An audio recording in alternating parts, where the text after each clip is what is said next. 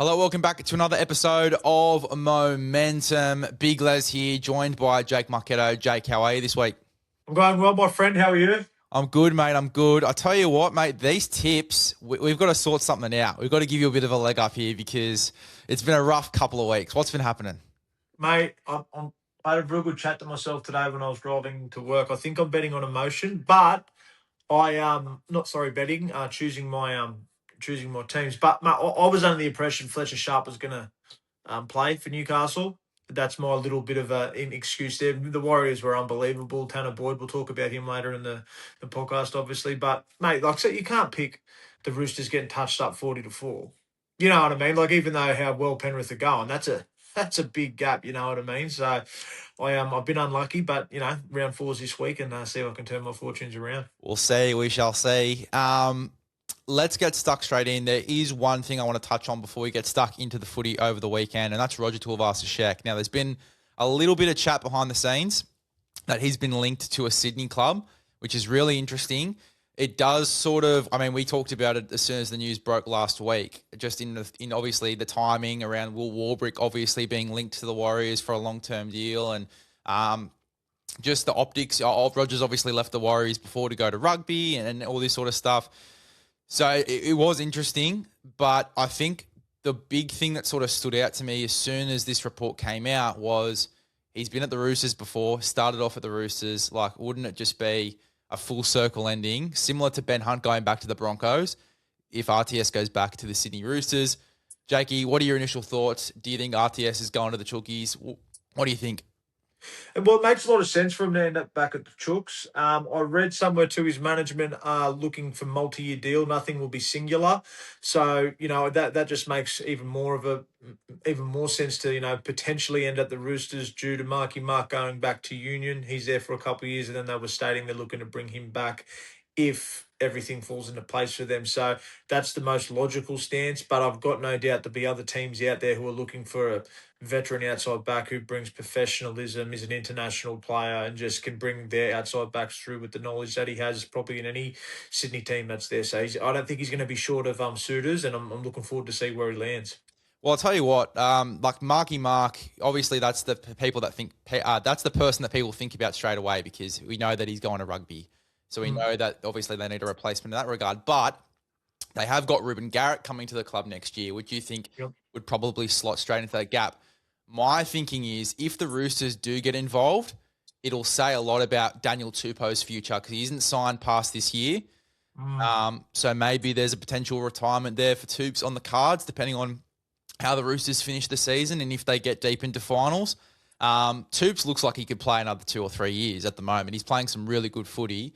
But if they are going down the route of RTS or if they do get involved with RTS, my sort of logic is that maybe Tupes, this is maybe his last year. Is that something that you sort of would think about as well? Yeah, I think so. I think Daniel Tupou and the Roosters, they sort of have these agreements where, with these types of players that have been there for so many years, like he's obviously a 300 gamer there at the Roosters. If he says he wants to go around again, I've got no doubt they'll find space for him. I was even thinking, is Ruben Garrett going to the Roosters to play wing, or is he going also for the centre position? Because I'm seeing he's playing centre at the moment at Manly. So I'm weighing up, and I know this is probably something that'll get thrown under the bridge and out to sea and doesn't really make sense, but if Billy Smith might drop back in the pecking order, and I'd be putting Ruben Garrett in the centres if you are to accommodate RTS. That's a pretty formidable backline. You got Tupou and RTS on either wings. A lot of games and experience there. You've got your Ruben in the centres with Ruben Garrett in the centres. With is it Toya? Yep. In the other centre. So there we go. We've got a little bit fresh legs. Obviously Garrick's probably in his 7th or 8th or 9th season of first grade tours in his 3rd next year. Then you've got, the freak of nature out the back to Desco. So it's a pretty formidable backline, whichever way you look at it. Yeah, 100%. And look, with Billy Smith, he was linked to Perth, I believe, at the back end of last year. I think that chat's gone pretty quiet because he loves Bondi, loves the area. Yep. So I don't think he's going to leave the Roosters.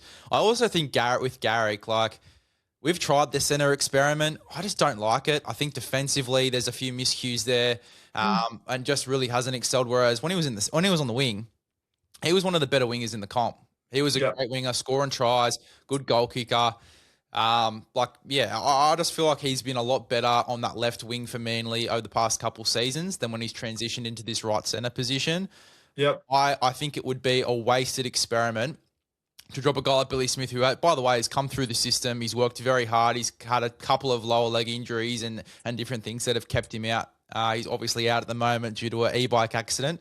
But, he's obviously been kept out for quite a while and has had his path sort of frayed a little bit with injuries. Yep. I hate to see a guy like that be then dropped for someone else coming in, especially when that player is probably better in another position. So I think if Garrick's coming in, Garrick will come in and play wing. Yep. So for me, if Rog then comes, going back to our original point, I think then it'll probably mean more so for me that Tupou might be putting the line through the sand a little bit. Or if Toops wants to go potentially and play for Perth and wrap up his career that way, get the bag, go over there to Perth, be one of their marquee signings, maybe that's an option as well. Yeah, funny things happen in rugby league, my friend. That's it. We'll monitor the situation. I think he is linked to a Sydney club. It's not just the Roosters. The Roosters makes the most sense to us. But there's plenty of other Sydney clubs that could use a guy like Roger Tuivasa-Sheck, that's for sure. So it'll be interesting to see where he does land. Is there anything else that really pops up into mind, like any other clubs, any other landing spots for RTS? Not that pops to mind, but I've got no doubt there'll be people fishing around to seeing what his availability is and if he'd be keen. Yeah, 100%. All right, let's get stuck into the footy. We will kick it off with the Raiders and the Doggies. Obviously, Dogs getting the win here late. It was a very, very good game of footy. Jakey, what were your initial thoughts? It had the potential. It showed a little bit of finals footy already for me in certain patches, not the whole game, but it was very, very physical. They were going at it in the middle third, and I thought the Bulldogs, to be honest, were lucky to get away with it in the end. Yeah, I think so too. The Raiders, what they were showing at the back end of that game, the fight and the physicality, they definitely could have come in. I think it was just a couple of errors and what have you. I think they were very unlucky to lose. I think Josh Papali'i went to the bin at one stage as well. So it was just they were pretty unlucky at stages. Taps, I feel like the last 2 weeks are sort of not taking a backward step, but obviously last week when the Raiders got done by the Warriors got absolutely pumped by that Warriors pack. And then obviously going into this one against the Dogs, it's another tough mission. You're going up against a really fit and firing Dogs pack, and I feel like he, again, got a little bit out-muscled there. The big point that I'd sort of have, I want to get your thoughts on Taps, but I think the biggest talking point for the Raiders for me is Ethan Strange. Yep. Got to immediately move back to that left-hand side.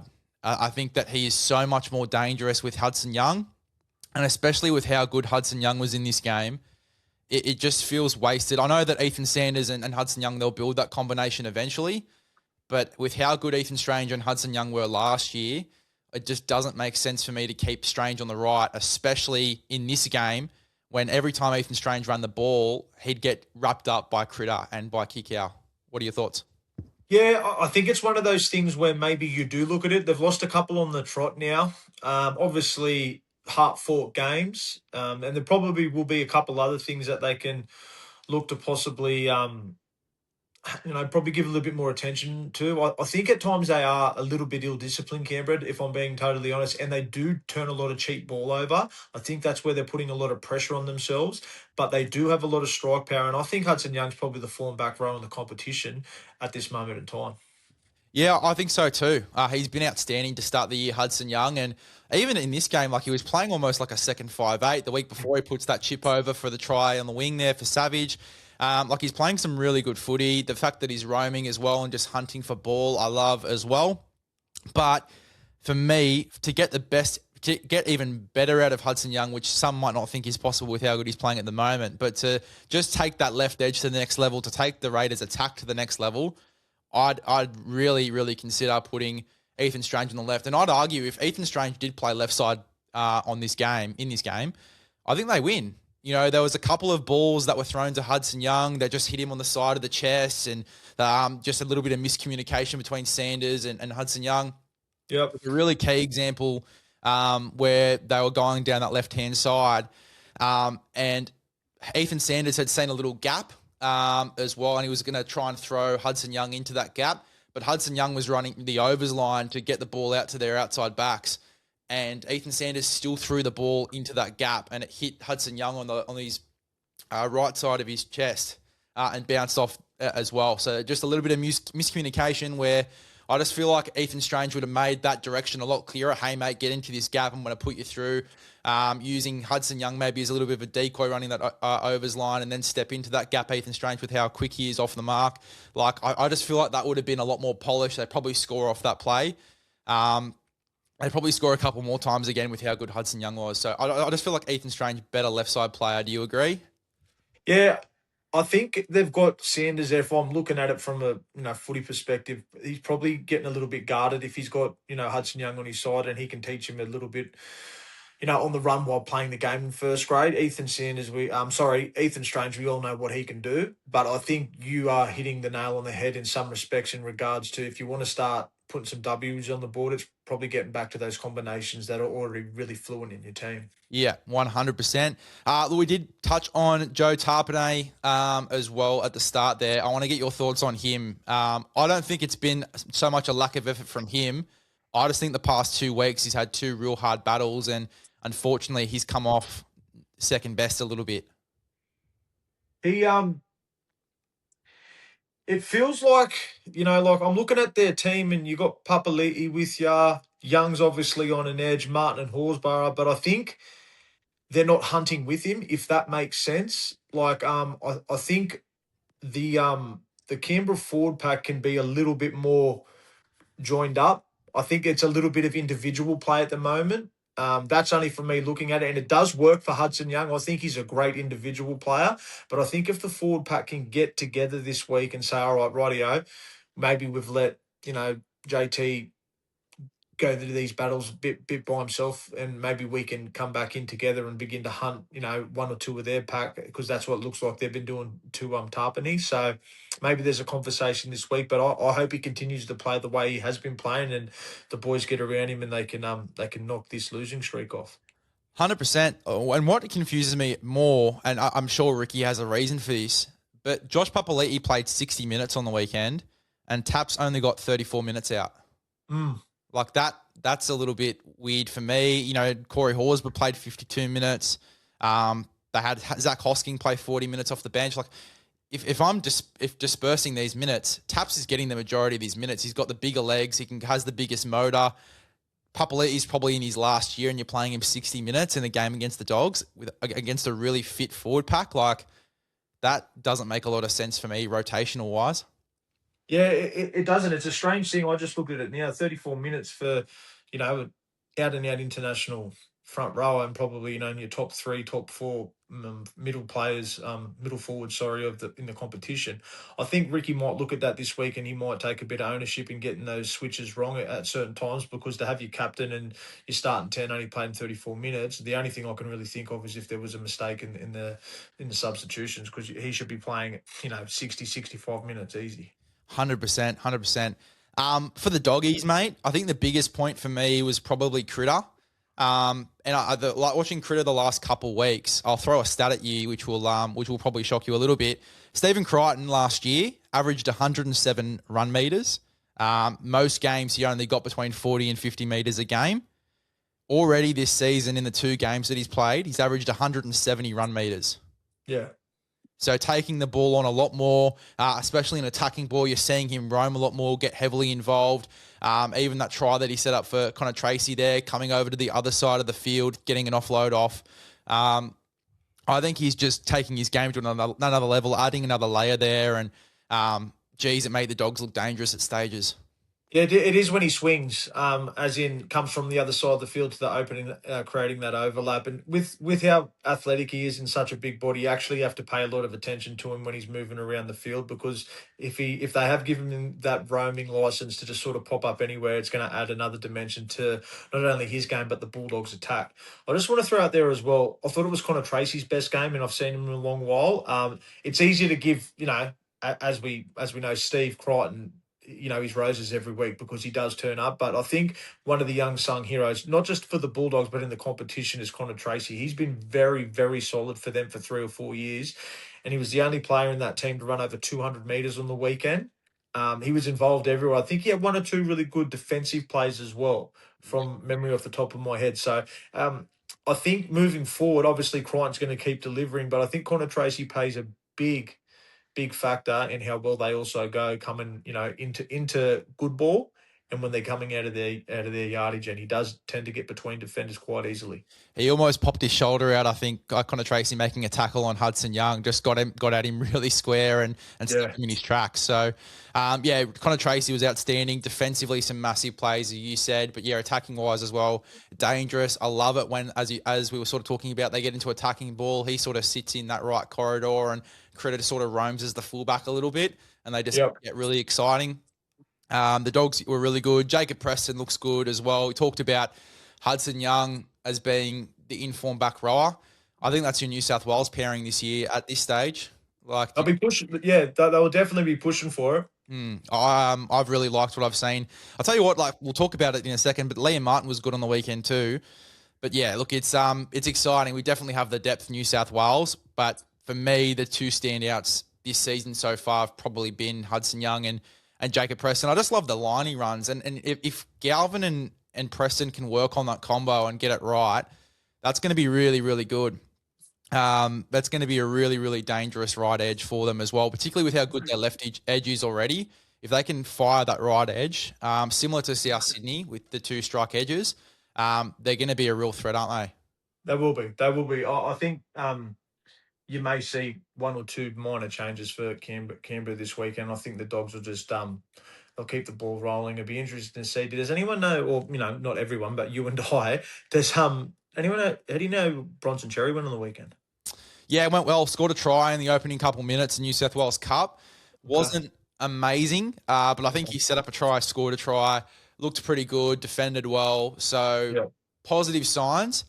I'm not 100% sure if he'll be back, because in the presser for the main game, Serraldo was all over Anaro Chihuahua about his effort areas and was really happy with his game. So I think you'll see Anaro Chihuahua there for in the next couple of weeks. I just get the feeling that we are working towards a similar sort of scenario with Reid Marnie and Toby Sexton, where I think Bronson Xerri will probably get ushered out a little bit, is my sort of vibe. So we'll have to wait and see. But I guess the last thing on the Dogs was Lockie Galvin for me. Played after being in hospital for about 3 or 4 days and receiving treatment there. I believe he had a bit of an illness. And then flies to Canberra the next day straight after getting out of hospital and had a pretty good game, to be fair. I know that the Dogs' attack might be a little bit predictable at the moment. It's Burton bombs or it's a short ball into the right corner for Preston. But I still feel like Galvin, similar to Atkinson, how we've been talking about learning cues and stuff like that and developing their games. I feel like Galvin's sort of a little bit slower, but he's getting there. I think he's starting, from me watching him, he's starting to gain presence in their attack. He's getting the ball a fair bit of the time and things are starting to happen around him. I think his biggest attribute will be when he finally realises how actually big he is and his body can handle the contact. I think when he understands my frame's strong enough to go as far into the line as I need to for my teammates, maybe cop 1 or 2 blocks, but to actually attract defenders to make it more beneficial for the people outside me or inside me, I think that's when the Bulldogs will just begin to run a little bit of a ride on some teams. 100%. Let's get stuck into the Panthers and the Roosters. 40 to 4, the final scoreline in this one. Really, really tough game for the Roosters, and I think the only thing that's worth bringing up for them is their discipline. There's not too much for me to say in this game besides, the Roosters were their own worst enemy, and to be honest, the Panthers just suffocated them. They're like anacondas in the defensive line, like they just give you nothing, and then if they do give you a small opportunity, you have to take it because you know they're coming to score 20 plus points with what they've got. And if you watch, I watched the Roosters make one or two errors, and it was almost in their attack, like they're coming out of yardage. So if someone had the ball against them in their attacking zone, you watch Penrith, mate, they just fill the field straight away. It's like they just go into, straight away attack mode. Everyone comes off the ball, finds their spot. They'll lay a line, then all of a sudden it's, they move the ball really, really well. Yeah. I think for me, for the Chookies, I've sort of thrown this up already, not just to ask the fans for the Momentum podcast what they think, but I sort of am starting to believe it myself in maybe this should be DCE's team.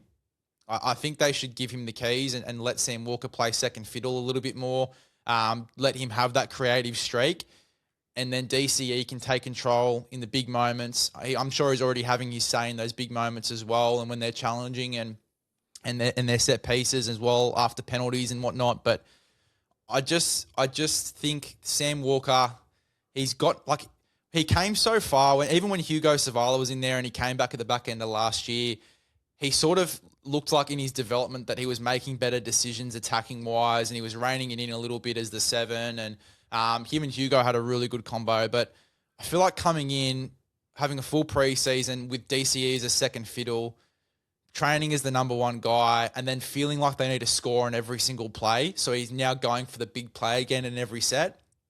It's just taken him a couple of steps backwards from where he was, even at the back end of last year. Do you tend to agree?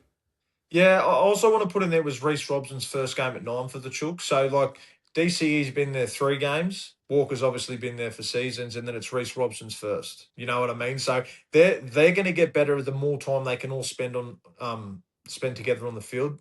Obviously, Tedesco's out the back at fullback, but you are right. I think to an extent they have to figure out whose voice is commanding and dictating how the ball moves, where the forwards go, because it just looks like two guys are trying to do individual things that's going to suit the team, where they need to start probably gelling a little bit more better. Mate, it's only round 4 this weekend, but before you know it, if you lose a couple, it's round 9 and you're almost out of finals race unless you can string a lot of wins together and the people above you start losing a couple of games in a row, because it's so congested from, what we thought last year, spot 15 to 14, I think, when we did our chat at the start of the year. So you need to be winning these early games to give yourself confidence. And I truly thought they weren't going to have this problem, if I'm totally honest with you. Trent Robson is a great coach and, usually gets all this sort of stuff right before the season starts. And you look at the spine, they're all rep plays. Tedesco, obviously Sam Walker hasn't played Origin yet, but he'll be close to doing it at some stage. Cherry Evans has played over 20 Origins. And then you've got Reece Robson, who's the incumbent New South Wales 9, So I think they'll get it right at some stage because they've got the forward pack also to get them down the field for them to score points. And that's the thing. I think you sort of brought it up before. When they did get the footy in hand and when they were completing sets, they were getting to that attacking zone and they looked good. So it's just they need to hold on to the ball because as you said at the start, they are their own worst enemy in the moment with their discipline, and they need to fix it up really, really quickly. Mate, everyone's going to talk about Tom Jenkins and we will as well, but I think the man that I want to give the flowers to is Blaze Talungi. He's played really well over the past couple of weeks and hasn't been talked about too much. Just his confidence that he's building at the moment next to Cleary. Obviously a couple of cutout passes that were really, really nice over the past 2 weeks and little kicks as well. He's just finding more and more confidence, taking more and more risks in this team. And he's looking very good in that 6 jersey, only his second year in that jersey full time. Yeah, I think he got a lot of lessons out of last year. People tend to forget Penrith were dead last at round 11 last year. They ended up getting into the prelim and, were a whisker away from getting back into the grand final. I think he would have taken a lot of learnings. He was actually probably leading the team a little bit last year when Cleary was out. And I think he's sort of found his role this year. Obviously, Nathan there has taken an immense amount of responsibility and pressure off him. And he's just been able to fully own and solidify his role within the team. If Penrith can stay healthy, I think it's only going to benefit to Alungi. 100%. And just with the amount of momentum that they're playing with when they do get the ball in hand, off the back of their platform laid from their forwards, but also from their play 1 and 2 carries from guys like Edwards, who's killing it at the moment. You've obviously got Jenkins and Toto, who are killing it at the moment with their play 2 carries. They start their sets off really well. They get to about, at the absolute least 60 meters from their own in goal. And then they're in some pretty good attacking zone. whether Cleary wants to box them out or Talangi wants to go and run the ball down that left corridor and they get a breakthrough. Casey McLean, they've always seemed to have a plan too. Like they're not trying to overplay their hand, which I actually thought at the start of last year, you were talking about obviously Penrith, obviously dropping down quite a few places down the ladder and being last right around 13, it was probably their issue. They were overplaying their hand a little bit at the start of last year. And I just feel like they've really come in. They've got a ton of structure. Cleary's leading them around really well. The kicking game's good. But just everyone playing with a ton of confidence in this team. Yeah, it just looks like they know what they're doing. They fall into their structure defensively. They're working hard for each other, so they're gonna be thereabouts again this year. I'll tell you what, Edwards has come in with a bit of a chip on his shoulder because I think a lot of people, including myself, have been talking about Tedesco coming back in for the Blues as the fullback. Just with a few lapses in form last year from Edwards. I feel like he's come in and gone, you know what, that's my jersey, let me prove it to you. And he's had some massive performances this year off the back of a Penrith side that's performing really well. But I think Edwards deserves a massive rap for his past couple of weeks. He was our player of the week last week too. Yeah, he was. I think he was playing with some niggles towards the back end of that middle part of the season last year. And as you can see, niggles can affect, even the best players in the competition. He started like a house on fire, but I think that also comes back to how well the team's playing. Yeah, 100%. Big Tom Jenkins, I think it's 8 or 9 tries in 3 games now. He is absolutely playing the house down. What are your thoughts on Big Tom Jenkins? What have you liked about his game? Mate, I just love how he involves himself. He competes on everything. And I think that comes back to the story that is, that is his journey back into Penrith first grade, is just having a massive crack. I love these stories where people hang in there, they back themselves, they just work hard. And, this is the reward of it. Now, there's probably also some salary cap advantage here. He's probably not on the most amount of money, but I tell you what, he's putting himself in a good position to probably get a ×2, ×3 contract if he chooses to go to market from the way that he's been playing. He was playing Ron Massey last year too. It's an incredible story. We've talked about it a couple of times already on the podcast. He's done extremely well to get back into this side after coming back from Newcastle and doing great things. Tom Jenkins, you could not take him out of this side even if you wanted to at the moment with the footy that he's playing. And then lastly for the Panthers, Liam Martin, massive return for him, ran nearly 200 metres, had an absolute barnstormer of a game against the Roosters side that were a little bit on the back foot with their errors. I thought he really made an effort to just dominate, especially the defensive edge of the left defensive edge of the Sydney Roosters with Angus Crichton and Sammy Walker. Had a couple of missed tackles between them. That was because Liam Martin was running some great lines and being very destructive coming back, which is not usually what we've seen from Martin even last year. Like he doesn't really average a lot of run meters, but he was great in this game. He's a full-blown lunatic. I love it when he starts hunting from the inside. He gets a couple of open shots at people's rib cages when he's second and third man in. I love his enthusiasm. He's obviously their, he's their spiritual leader. And you could notice when he, even though Penrith was still going good without him playing, they do tend to go up a gear because they know they've got this bloke out on an edge who's willing to do whatever it takes to get the W for the jersey. 100%. And then to continue on that Friday, the Broncos beat the Storm. I look like an absolute genius, mate. I tell you what, you've had a Barry with the tips. I don't think I didn't pick one since from the start. I'm 0-3 on this game. This is great. Yeah. What about the Broncos? What about the effort defensively from this side? What were your thoughts on this one, mate? I truly thought at stages the Storm were going to run away with it due to the fact that the Broncos just kept giving them the ball on a platter. But the Storm, it was a tale of two halves. I thought so it was 14-6 if I'm correct at halftime, wasn't it? I believe so. And the Storm scored right just on halftime off an error. Yep. Yeah, I remember there was an error just before halftime, and I thought to myself, if Melbourne score here, they could rack up a scoreline, which they did. But the Broncos just come out in the second half with a completely different attitude. And the funny thing was the Storm actually gave them some opportunities to get back in the game. Jordan Ricky was outstanding. I thought he was possibly the Broncos' best player, just with enthusiasm and sticking in there. And the thing about Jordan Ricky that I love, he leads the kick chase when it's on his side of the field, or if it's on the other side, he's actually leading and bringing the line up on the other side on the tram line. So those little one percenters are big things. Mate, for rugby league nerds out there, that shape that they ran for the Tony Staggs try to win the game was beautiful stuff. The little double lead from Ricky and Staggs, and then you've got Walsh out the back. You don't know where the ball's going to go. You have to anticipate it's going out the back to Walsh, so the defensive line prepares for that. And then you just hit Staggs short for him to go straight through that gap. Wow. Their attack this year at stage, we've sort of seen glimpses of it in a couple of the games that they've lost. But that second half and that try in particular, really, really good stuff. Ben Hunt, a little bit of a maestro. It seemed like they had only really prepared that play for this game. And yeah, Staggs got the chocolates. What about that try? Yeah, mate. I thought Staggs has been quiet the first couple of weeks. Not quite as he's been playing bad, just hasn't been as involved as he usually is. And again, round 3, so he's probably finding his feet again in a new year and a new season for himself.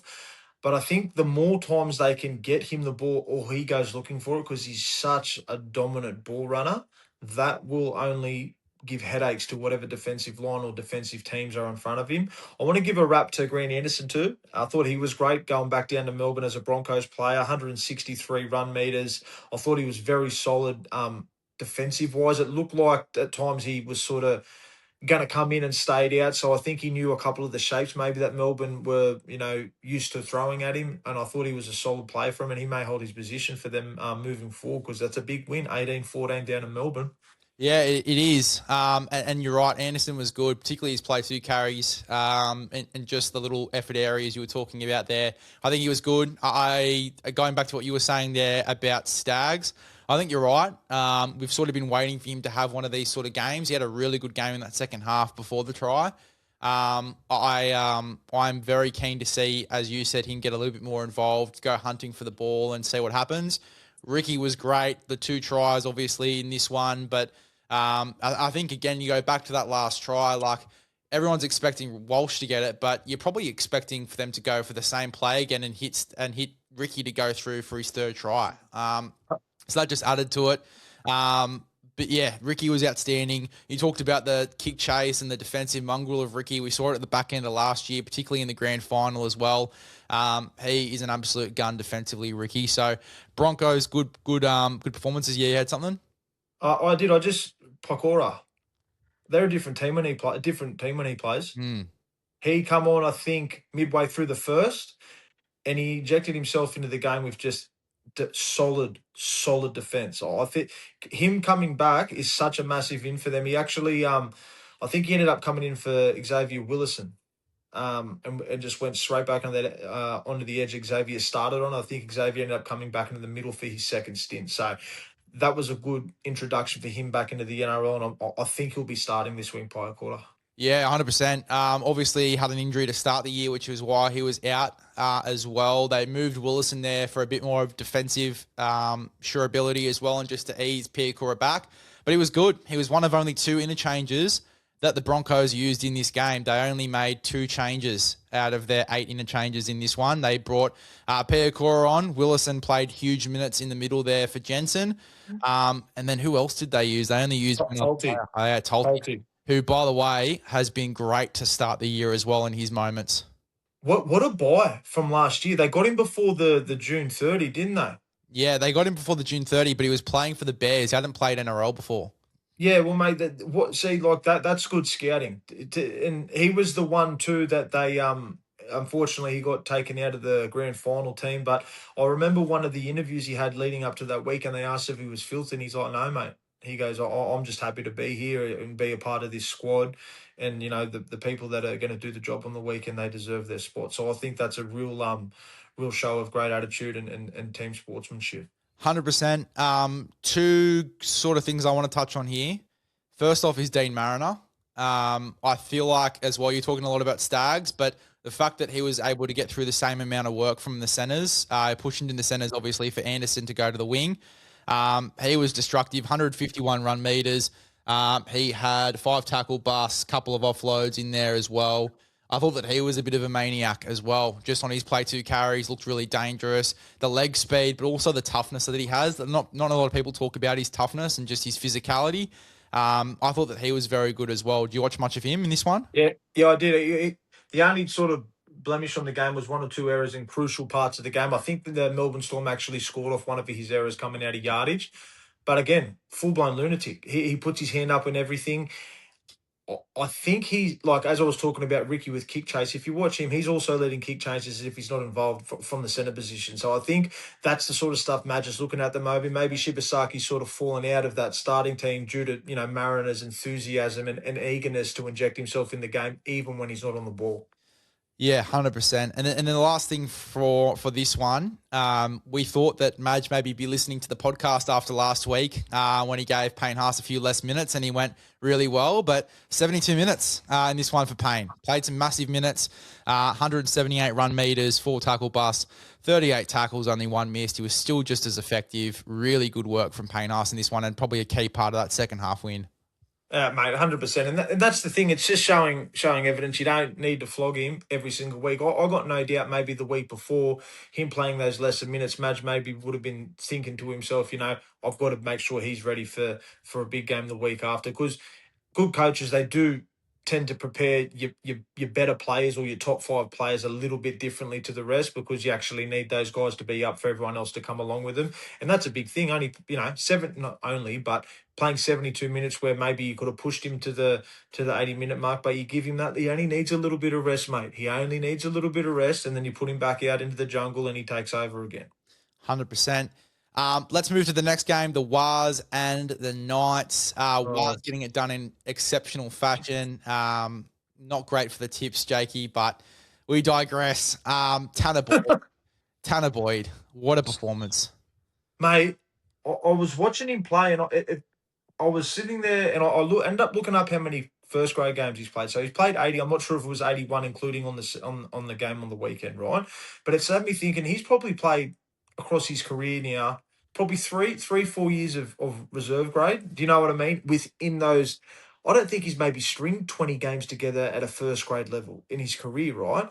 But it looks like being in Reggie's for, those parts of his career has led to this moment now where he gets the opportunity to direct this great Warriors team around, and he's taken it with both hands. And like, not to give him too much of a beat up or a big head, but he's a large reason why they're 3-0. Not to mention their forward pack getting him to where he needs to be, but he's just playing with so much confidence due to the fact he has so much time on his hands. Like, I think people may not think this is a big play, but 5th tackle to look up and go, right, I'm getting kick pressured. I'm going to skip to the outside here, throw a dummy and go through. Then you've got your big mate, the captain, Fisher Harris on the inside. You feed him the ball. That's a massive play for a halfback to actually play eyes up footy and then reactive instinctively like that to set a try up from probably 55 metres out from the try line. Mate, he was outstanding. You talked about that play, but just a couple of other ones. His own try as well. A little bit later on, I thought that he was really, really good. And the big thing for me as well, we've sort of been umming and ahhing about, it's going to be hard to take him out for Metcalf. It's going to be hard to take him out for Metcalf. You cannot take him out for Metcalf now. You can't. Where does Metcalf fit around Tanner Boyd? Like, I think Metcalf's probably going to have to come back at 6, which will probably be good for Metcalf with his running game and whatnot. But yeah, Tanner Boyd, I'm not changing his position in this side. No, you can't unless they lose the next 4 in a row. Whenever he's going to get back, he's due back in 2, 3, 4 weeks. But I think it's a luxury to have them going the way they're going. If I'm Webster, I'm probably putting Metcalf on the bench and just injecting him slowly, 15, 20 minute, into the game and just allowing him to play the game out, or just putting him in the second half just to get the ball in his hands for maybe 1, 2, 3, 4 games. Then you start him. That's only my opinion. Like, I think that it's a big injury. It's his first massive injury. I think if you have the luxury to sort of just bring him back in and blood him slowly until he gets his feet and finds his feet again, because you also got to think about the team. They're winning without him at the moment, right? I've got no doubt him being back in the team will add a lot more confidence, but you just can't take his 7 that's led you to a 3-0 start, possibly 4-0 this weekend, because of what someone did last year. That's just my opinion, though. You know what it actually reminds me of, and this isn't a player comparison. This is more a situation comparison. Jamal Fogarty. You were talking about him obviously being in reserve grade for a very long time and sort of just buying his time there and then coming in and having that flick of the switch and just coming in and killing it in first grade. Came in for the Titans, same club too, by the way. Tanner Boyd was at for a very long time. Yep. And yeah, came in, killed it, was their starting halfback for a little while, then goes off to Canberra. Yep. Similar sort of thing for Tanner Boyd, except obviously goes to another club, gets that fresh start, plays lights out for the Warriors, wins them, I think, back-to-back New South Wales Cup grand finals. Yep. And then comes in for them in first grade and kills it to a similar level. So Tanner Boyd, absolutely outstanding. I want to give a massive rap to the number 6 in this game as well, Luke Hansen. I think the depth in this side that the Warriors have for halves, they've lost, Shinilaris Tavita, they've lost Tamari Martin. They've still got young Jet Cleary to come through, Nathan Cleary's younger brother. But, Luke Hansen, I thought coming into this game, just played his role really well, didn't overplay his hand, got the chocolates right at the end there, attained to a picky, probably ruining a couple of multis there, passing Luke Hansen. But, Luke Hansen was outstanding. I thought he played really well. Yeah, he did. He and it shows attitude. 80th minute, he doesn't have to be backing up like that. He ended up getting a try out of it for his debut. Great team play there by Tuivasa-Sheck. And the Warriors got the chocolates in Newcastle. Let's talk quickly about Jackson Ford. We've talked about him the past couple of weeks because he's been an absolute animal and he's played 80 minutes week to week. I'm going to make a big call here and I want to hear your thoughts. I think if I'm picking between him and Adam Fanua-Blake for Origin right now, I'm picking Jackson Ford. Well, I have to disagree with you. And the reason why, Jackson Ford's done this for 3 games. Adam Fanua-Blake's been a top tier front row for at least 5 or 6 seasons. I think he's earned the right to probably be ahead of a lot of people. It doesn't mean that I was going to say as well, Jackson Ford's probably earned himself some time in the squad to get in there and get those experiences. And if there is 1 or 2 injuries, I'd be looking at Jackson Ford to probably making his Origin debut this year. But AFB, I just can't put him in front of him due to the great start Ford's had when Fanua-Blake's been, the premier front row of the competition for a fair while now. I get it, but the way that Adam Fanua-Blake's played so far, and I guess we'll talk a little bit about it in the game for the Sharks on the weekend. I think Jackson Ford's just been in a bit of a league of his own at the moment, and I just feel like you're picking a dynamic for that side. You look at the versatility of Jackson Ford as well. Adam Fanua-Blake hasn't been a guy that's been in this side for a very long time too. He's only just become eligible with the new eligibility rules. I don't know. I feel like if I'm picking the side off form and we're playing tomorrow, I'm picking Jackson Ford. I'm picking Jackson Ford probably off the bench, maybe starting Keon and Haas, and that's probably the way that I would go, to be fair. But, Jackson Ford, we've got to talk about just in general the form that he started the year with has been absolutely outstanding for a guy that's playing 80 minutes in the front row week to week. Yeah, mate, he's laying an immaculate platform, and he's not your traditional, I said it last week, traditional 110, 115 kilogram front row. He's that hybrid front row at the moment. He started in the back row as a young fella, left the Dragons, went to the Warriors, and he's just made the jersey his own. And he's definitely put himself in, for singular awards with the Daily M, obviously leading them now, but also rep contention. 100%, mate. I think it's the only thing the Daily M's have gotten right. Looking at some of the scoring across the weekend, he's been outstanding. Jackson Ford, really good result for the Warriors. For Newcastle, I think we can't really talk about them too much. They had a couple of guys out. Fletcher Sharp got ruled out before kickoff. They had Callum Ponga and Dylan Brown on the sidelines. Not too much to take out of this game for Newcastle. Do you agree? Yeah, I do agree. I think we can only really give opinions on Newcastle when you've got your, that $2.5 million worth of salary cap in your team. I think it's going to be very hard for them to win games with, not one of them out, not to mention both of them out. They do. You can't knock Newcastle, mate. They turn up.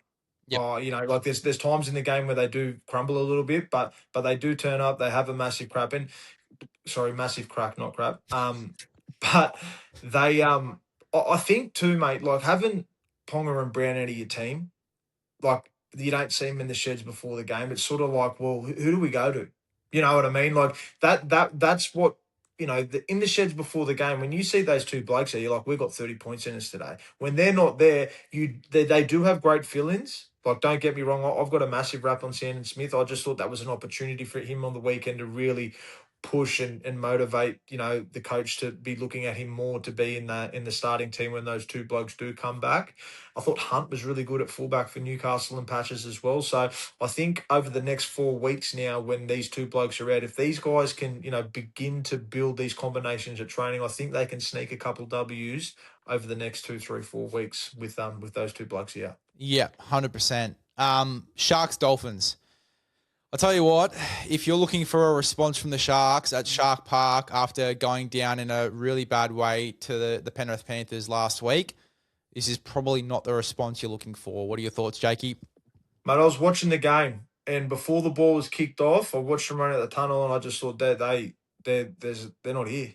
I don't know. It's.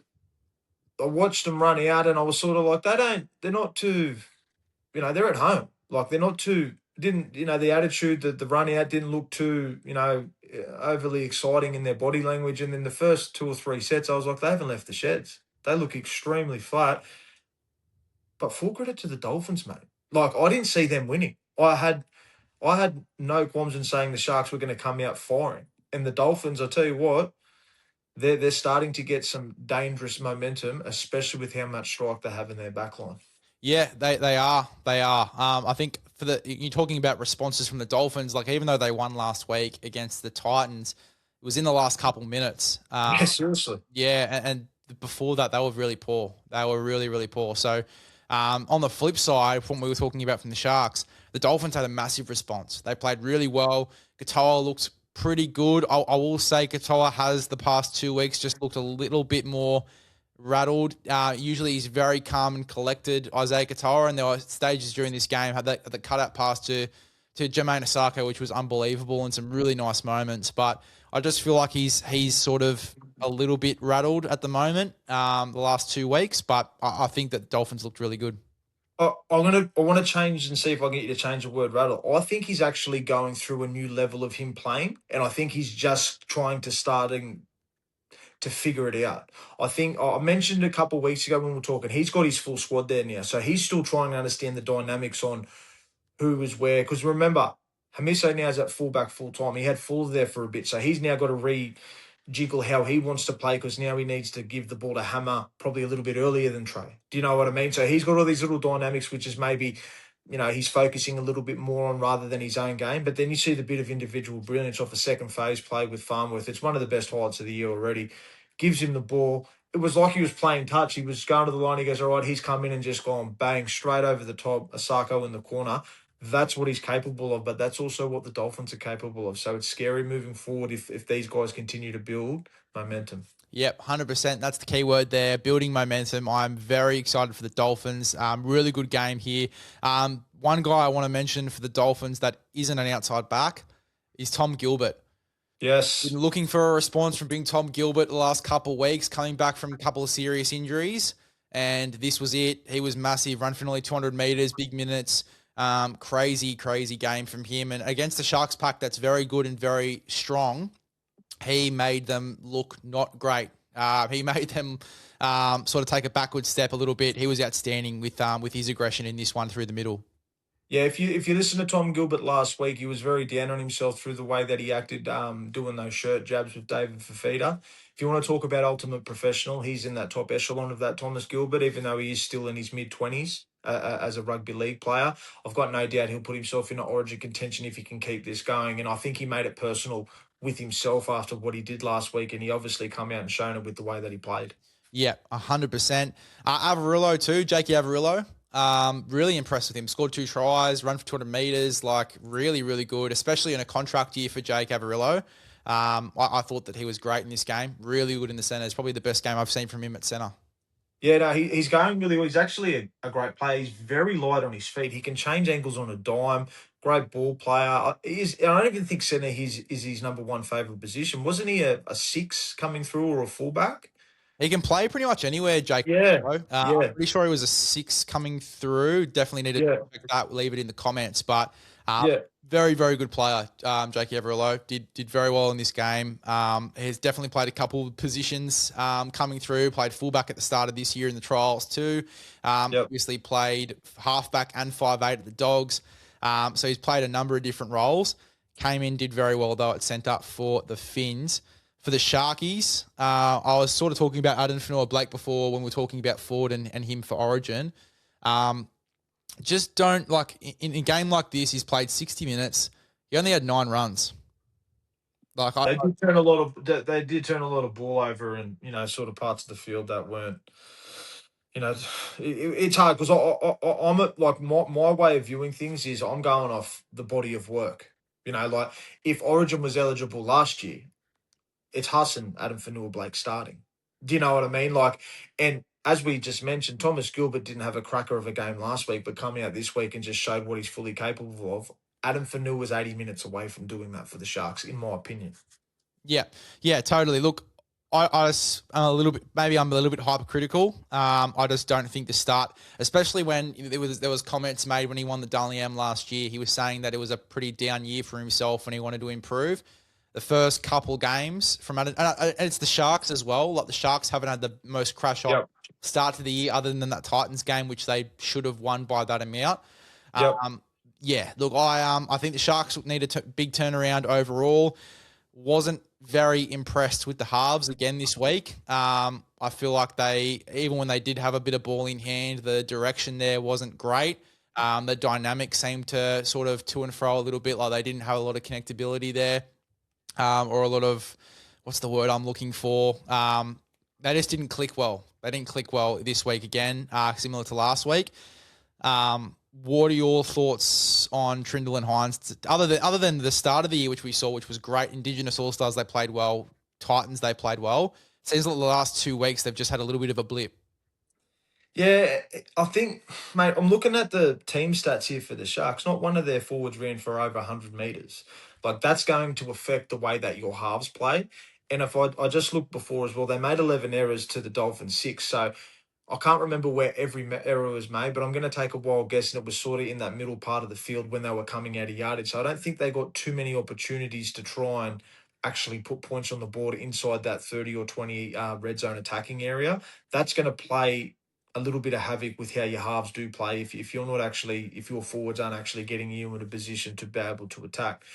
I do think, though, the Sharks centre pairing have come out and played pretty solid this year to start, which I'm a bit of I'm a bit up and down on Jesse Ramian at times. I think he's got the ability to play Origin, and then some weeks it doesn't look like he's very interested in playing footy. I understand it is a contract year for him as well, so he's going to be coming out there attempting to earn himself a 2, 3, 4 year deal somewhere if it's not at the Sharks. But I think the Sharks, as I said before, with Adam Fanua-Blake, are 80 minutes away of, putting 30, 40 points on a team. Yeah, they are. I think the Sharks have a ton of potential. I think they can be a top 4 side this year. I had them in my grand final, but they need to sort of click and find that level of consistency with their footy.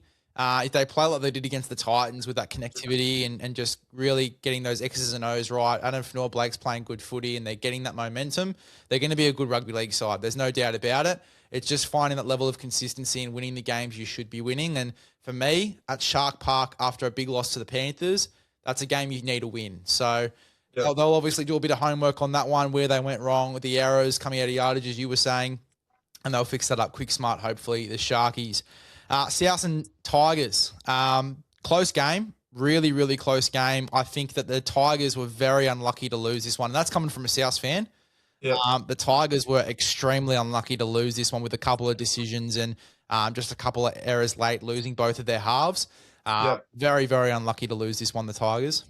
Yeah, I think having both of their halves go out and towards the late end of that game put a little bit of a halt on what they were doing. I was watching the Tigers because the Rabbitohs come out firing. And I thought to myself, this will show where the Tigers are at if they can get themselves back in the game. And lo and behold, they did. And they actually were on the night. And if, it's debatable. They were probably the better team on the field, to be honest. South just have that, a little bit of experience and edge and star player, influence, I suppose, on games that they got them over the line. And everyone, well, not everyone, but people that I've been speaking to, Wayne's a bit critical. He's a bit, I said, mate, the The Rabbitohs had 16 errors. It was a sloppy game of footy. There was a lot of back-to-back turnovers in saying that the Rabbitohs dropped the ball before a set finished, and so did the Tigers. Like, it wasn't too much of an inviting game to watch, but when the ball was moving and it wasn't slow play, it was highly entertaining, and I'm looking forward to watching these guys play again this year. It looks like that left edge is sort of really starting to find their own a little bit. They're building on those combinations. We sort of said it in the preview too, when we were looking at this game for the tips, that it is the third halfback that they've gone through in 3 weeks, the Rabbitohs. Yep. So that's obviously going to play a factor for them as well. But they did extremely well in this one. I actually thought Humphreys had some really nice moments, and especially those 2 opening tries on the right-hand side. It's exactly what we spoke about, unlocking that right-hand side, using the left as a little bit of a decoy. Dave Fafita played extremely well, but then hitting hard right and getting guys like your Jack Whitens when Campbell Graham's back. Obviously, Tallis Duncan as well, who they started in this game on that right side. Getting these guys involved, you're going to get the rewards from that.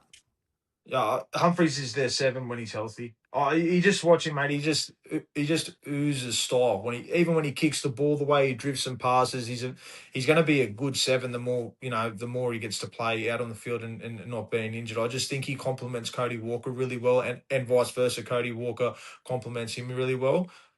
The player of the game's Dry Gray, by an absolute landslide, in my opinion. Mate, he reminds me of Jeff Tuvey, but playing fullback and extremely fast. He plays out of his weight. His body type isn't the natural fullback body shape that people are going for at the moment, but just the way he competes and is so enthusiastic to win for the team and play well for his jersey. People need to remember he's fitting that fullback role better than maybe Latrell Mitchell is fitting that role for them at the moment. And Wayne has moved Latrell to the centres, which I think is the best thing for Latrell, because when he's on is when he starts putting his hand up for yardage carries, which he's done every week so far. So I think there's going to be, as I said, an Adam Fanua-Blake's 80 minutes away from a big game. I think Latrell's starting to build into that middle part of the year where he's just going to start dominating the competition potentially. It's rare that you see a bloke go off for a HIA and then come back and just play more aggressively, and that was great in this one. Because it wasn't a bad HIA if we're brutally honest. Yeah, it wasn't, but still, like, he came back and just looked completely unaffected, came out and just killed it. Super aggressive, really good try-saving tackles as well at the back there, as always from Jai Gray. I thought that he was great too. Just a ton of meters. You talk about the work rate between him and Latrell at fullback. He's definitely the guy that they need. They need a guy that's going to be constantly on ball, rather than Latrell that just comes in for the big moments. And that's why Latrell suits the centers a little bit more for me. And then just defensively shoring up their edges, which we talked about in the preview. I think that's obviously the big thing for the Bunnies as well, which I really like Latrell in the centers for. Just talking about a couple of their other players, mate, for the Bunnies. Actually, you know what? Tigers, there's a bloke I've been wanting to give a shout-out to, which I gave a shout-out to on my podcast already. Sione Fainu off the bench for the Tigers.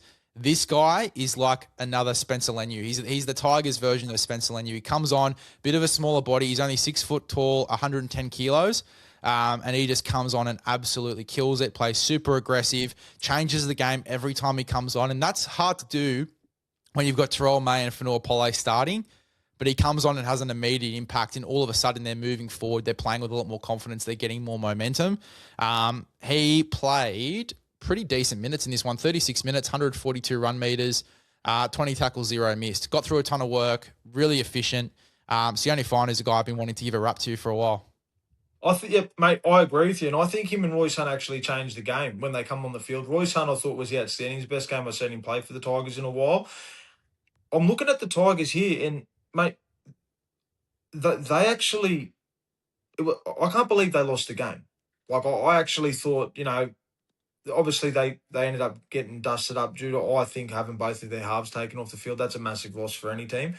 But, mate, I thought when they were behind and they, as I said before, crawled their way back into the game, they just looked like, okay, we can actually do this now. We're not going to slip away and get 20, 30 points put on us. We'll hang in there, and which is what they did. And they actually got themselves right back in the game on half-time. So I think it's only going to be up and up in Tigers. It may be a little bit difficult for him for the next couple of weeks, depending how long Jerome and Adam are out for. They're 6 and 7. Do we have any information on that at the moment? So Jerome's going to be out for 4 weeks. He's Yes. MCL, which is the same injury that Fletcher Sharp had. I think it's just a little bit more severe.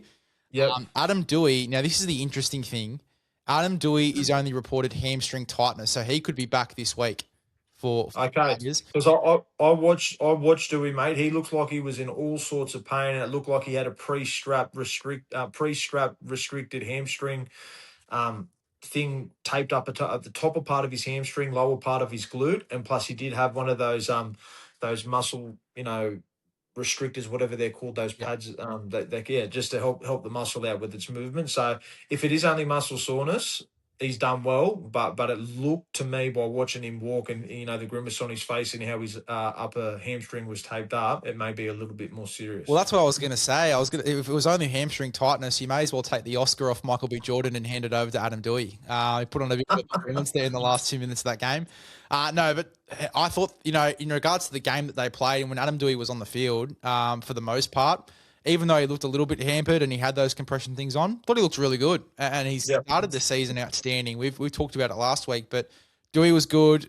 Frees up Luai. I bet the best example of that from what we were talking about last week was in this game when Luai was just running circles at stages.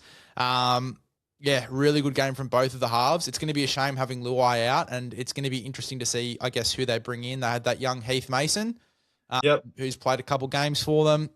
There's one. Well, they're talking about Jock Madden sliding straight into the halfback position I've seen today. If Adam Dewey's out, Jock Madden, I think, will come in. They've got a young kid, Javon Andrews, who I'm really high on. I think could definitely come in at 6. It's going to be between him and Heath Mason. The vibe I'm getting is that if it is only hamstring tightness, depending on what they want to do, you might rest him anyway. Just to look after I'd probably go ahead and rest him. But from what I was hearing, there was a chance he would have played. So that'll be a bit of an interesting watch. I'll tell you what, I was hypercritical on Coruscant to start this year, saying that he should get less minutes and potentially come off the bench because he just looked really fatigued stages. Yep. Played 74 minutes, and that's the fittest I've seen Api Coruscant look in a couple of years. No, he's going well, mate. I think he's been not talked about enough. I watched him play last week, and he not the weekend, not the game on the weekend, the one before, and I thought he was very solid. I think he holds that middle third together really well, and if he continues to build on his game, it's only going to benefit the Tigers and the boys around him. 100%. Eels and Dragons, mate. This one's going to hurt a little bit. I want to hear your thoughts as a Dragons fan and obviously a former player. For me, the only issue with what the Dragons are doing at the moment is the fact that they get into those late stages of the game and they can't ice it. That's it. There was the final when the last guy went off for 10 for Parramatta, right? And it looked like their attack was pre-scripted. Now, what do I mean by that? I watched on the wide shot, I'll be generous and say 3 or 4 times. There was actually 4 players against 1 or 2 defenders almost from the far post. Now, they come to the right side to try and set a long shift, but you don't need to go, in my opinion, all the way to a far tram line to set up for a long shift. When a player's out of position and they're actually, all you have to do is go to the middle. Then you make the defensive line make the decision where they load up either side. Then you just go to the opposite side and play numbers. They should have scored easily another 2 or 3 tries on that left-hand side, but for whatever reason, as I said before, it appeared that it looked like it was pre-scripted and they were going the wrong way. Yeah, we talked about Atkinson taking cues, and it was even Flanagan more so than Atkinson because Flano runs that left-hand side. Yes. They just didn't take those cues. They didn't take the cue that they had Geimer defending in the centres, for one thing. And then when Geimer came off, they had an extra man. They just didn't go there. They actually, you know what's funny? They scored the try with the kick for Moses Sully, and they did not do it again for the rest of the 10 minutes. I know, mate, and that was the thing. I'm like, they've seen it. They're going to go there a couple more times. And then I was just watching it, and I'm going, come on, boys, like, the opportunity's right there. Move the ball there, and it just did not get there, which was hard to watch. And then, Parramatta just absorbed all that attacking prowess from the Dragons, and that one simple drop ball. Then Addo Carr, mates, running the length, doing the machine gun in the dead ball line, which I thought was outstanding, and the game was gone. But it's hard because the Dragons have been in each game from the start of the year, and they just haven't been able to ice the deal when they've had the opportunities to do it. Well, like you talk about that, like Vegas, Val Holmes slots a field goal, the Dragons win the game. Storm, if they can hold them out defensively a little bit more and then put on some more points, they win against the Melbourne Storm.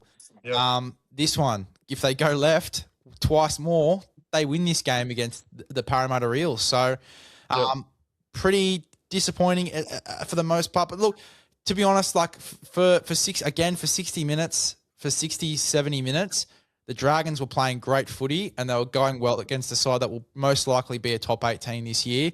And I think if you want to take any positives out of the footy that the Dragons have played so far this year, is that they are level with these sort of teams and that they're playing up to the standard of these sort of teams. Yeah, they might not be winning these games, but they are playing to the standard of the Melbourne Storm and going toe-to-toe with their forward pack. They're going head-to-head with the Parramatta Eels. They're going head-to-head with these couple of these top sides. Yep. So I think and I back that up, mate. But the thing is, it's good to play that standard. You got to win those games of footy, though. I want to put something to you, right? I'm just having a quick look at the ladder, right? Now, there's the Titans, the Dragons, and the Sea Eagles haven't won a game this year, right? Then we have the Roosters, Raiders, Broncos, Cowboys, and Sharks on one win, as well as the Tigers, right? When do you feel you begin to make a change to your team if you're still sitting on 0 or 1 win after 4 or 5 rounds?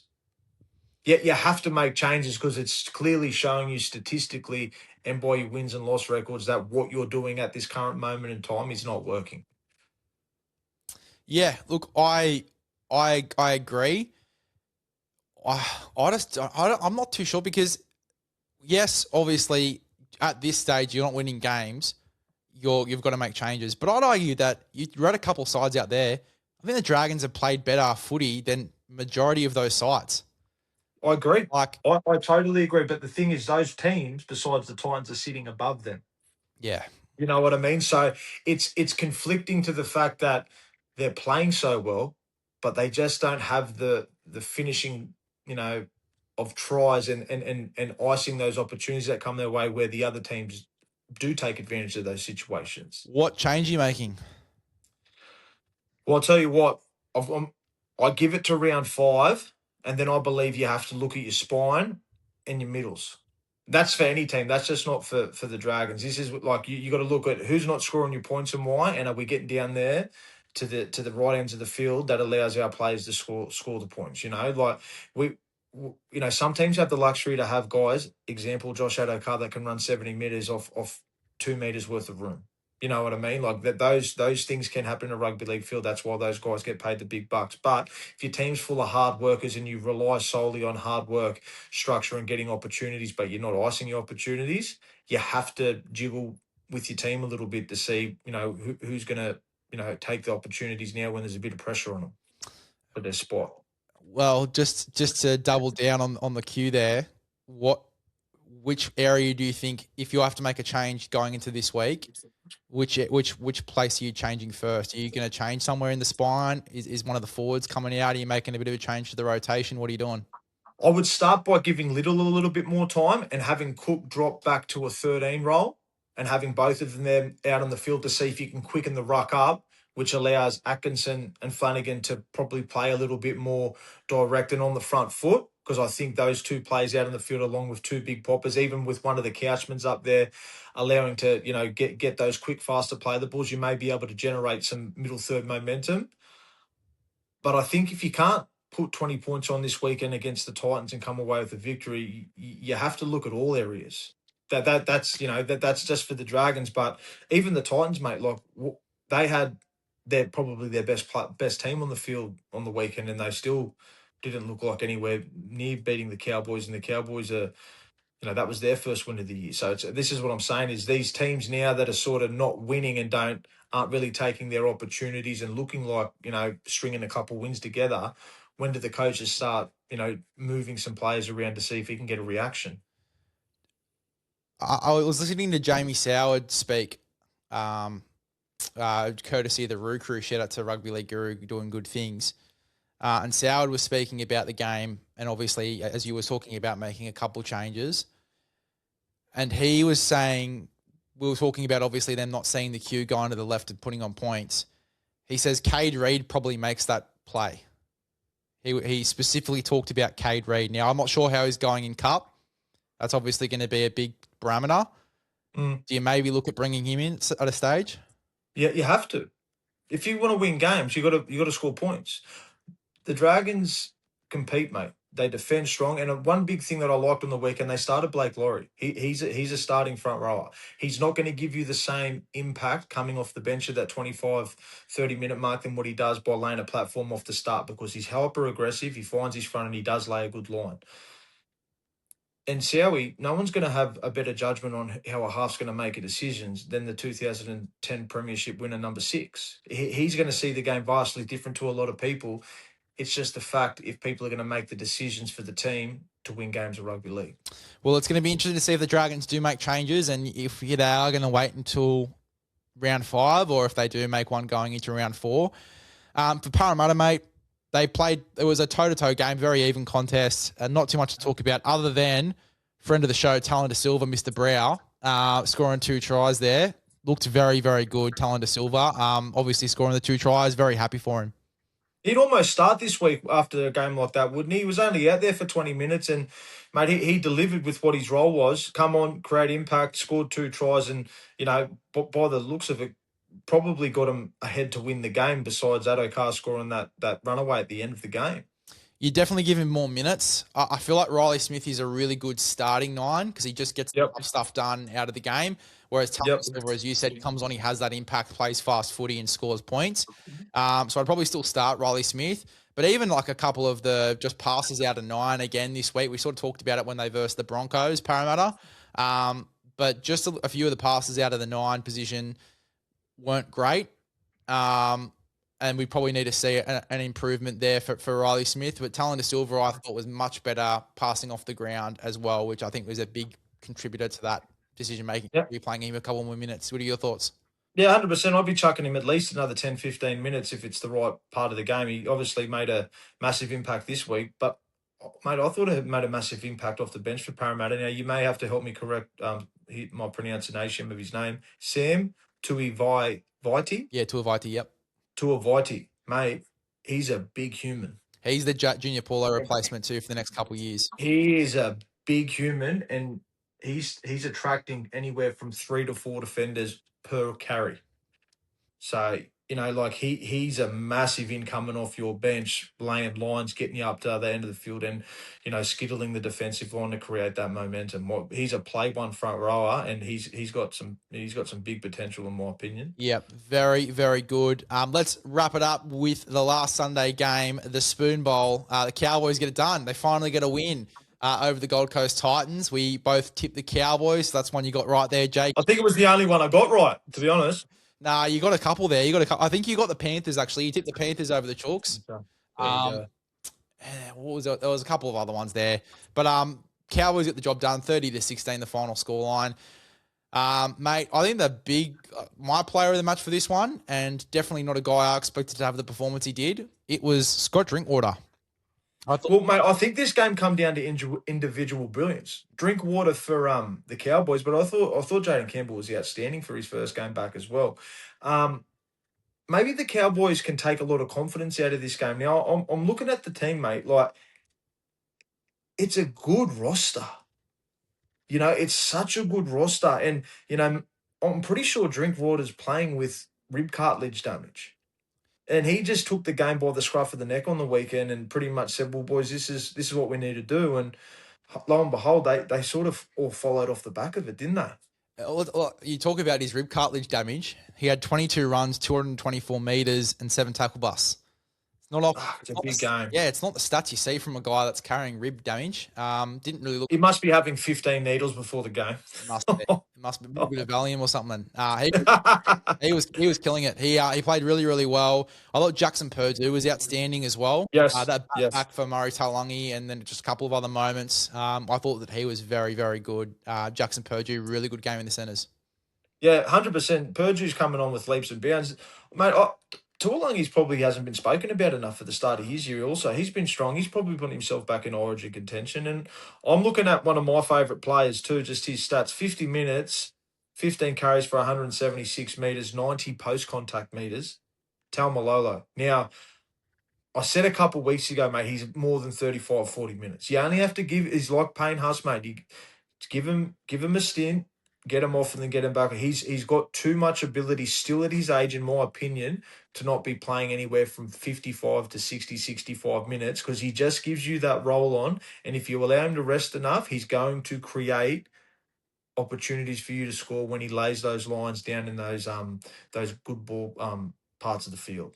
Well, it goes back to what he said at the start of the year, which was that he's going to put his body on the line and have a massive season, even if it's his last, and he has to obviously wrap up at the end of this year. He's going to have a huge season, and he's certainly done that to start the year. The platform that he's laid as well, even though the Cowboys haven't won games and they haven't turned that into wins, it's no fault of Jason Taumalolo. He's had a massive, massive start to this season. 100%. You were talking about Murray Taulagi. Xavier Coates will probably miss game one. So yeah, we straight in there, left wing, for the Maroons. Killed it. Absolutely killed it this weekend. Again, just a couple of those raids down the left-hand side. That's the most dangerous I've seen this left edge for the Cowboys all season. And that includes Jake Clifford as well. I thought that Clifford was outstanding.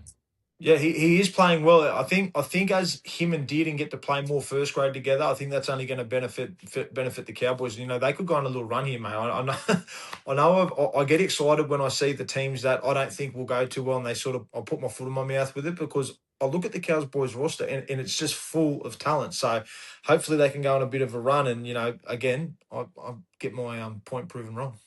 Even guys like Griffin Neame and Matt Lodge off the bench as well. I thought they did really, really well. I think Griffin Neame actually ended up starting because there was a couple of... Yes, he did. But yeah, all of those guys really, really good. Caden Lars even had a couple minutes there at the back end of the game. One, I want to be a little bit of a negative Nancy. One thing, Ruben Cotter does look like he's carrying a bit of an injury or something. He does. He looks a little bit injured. I'm not sure if it's worthwhile maybe resting him a couple of weeks and just getting him fully back to his best in the early rounds. I think juggling his minutes is only going to be the way to stop him. You can't take him out of a full game of footy. I think if you juggle his minutes a little bit and allow his body to recover while playing, I think that's going to benefit the team. Yeah, well, he played 64 minutes on the weekend. He had 9 runs for 89 metres and missed 4 tackles. So he just looks a little bit injured, a little bit on the back foot. Yeah, as you said, probably maybe juggle his minutes. Even Kevin coming off the bench in a bit of a Dylan Walker type role as that smaller middle, but playing a few less minutes. That might be the go for the Cows. Gold Coast Titans, Jesus. It's hard, man. It's hard, and I want to give them as much confidence through, that doesn't mean anything, but, I want to talk about him in such a positive light because Tino is just a warrior, but it's hard. And I know Hane's there for his first year and it may be a bit of a learning year for them again, but I don't really see them doing too much unless they hit some sort of miracle form. I think Jaden Campbell back is going to be big. I feel like they lost a ton of confidence when he went off for that HIA. Late in the contest as well. It's sort of just pretty much put a stop. And then that last 5 minutes, the Cowboys looked really good and they were getting dominated a little bit. But I thought that Jaden Campbell was good coming back, had some big moments. I feel like the forward pack against the Cowboys, talked about Jason Taumalolo and his platform and a couple of the other guys off the bench as well. Just unfortunately just got out-muscled a little bit through the middle, couple of really poor errors. And, the Cowboys dominated. They had 60% of the ball, the Cows. So it's not much you can really do there for the Titans. So unlucky, a little bit unlucky there. One positive that I will say as well was Philip Sami. I feel like had a really good start to the year. 20 runs, 186 run meters, was very good. Keanu Kinney are just full of effort and excitement. If they can get a bit more momentum, he's going to just kill it. So, yeah, look, there's positive signs there for the Titans. They've got some weapons there. Yeah, 100%. Let's get into the tips. Let's go. Hopefully you can get a couple more right here. Just a bit more calculated for me, Jakey. Embarrassing. Let's start off with the first game, the Thursday night game. You've got the Manly Seagulls taking on the Sydney Roosters. Manly home at 4 Pines. What are you thinking here? Roosters. I'm on the Sydney City Roosters that game. I am going to tip the upset. Give me the Manly Seagulls at 4 points. Okay. I know that there hasn't been positive signs from Manly. They've had a really up and down start to the year. I just look at Tom Trbojevic.